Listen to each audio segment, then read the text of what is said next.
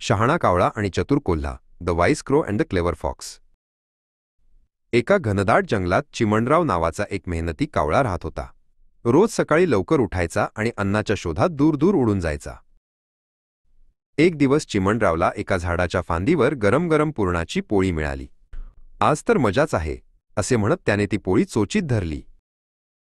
त्याला ती पोळी शांतपणे खायची होती, म्हणून तो एका उंच आंब्याच्या झाडावर जाऊन सुरक्षित बसला. तेवढ्यात झाडाच्या खाली कोको नावाचा एक चतुर कोल्हा आला. त्याला पुरणपोळीचा वास आला. त्याने वर पाहिले आणि त्याला चिमणरावच्या चोचीतली पोळी दिसली. कोको कोल्ह्याच्या तोंडाला पाणी सुटले. कशीही करून ही पोळी आपल्याला मिळवायचीच. त्याने मनात ठरवले आणि एक युक्ती लढवली.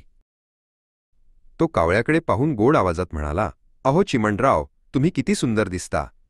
तुमचे पंख किती चमकदार आहेत. पण मी ऐकले आहे की तुमचा आवाज तर त्याहूनही जादुई आहे. तुम्ही एकदा गाणार का? तुमचा आवाज ऐकण्यासाठी माझे कान तरसले आहेत."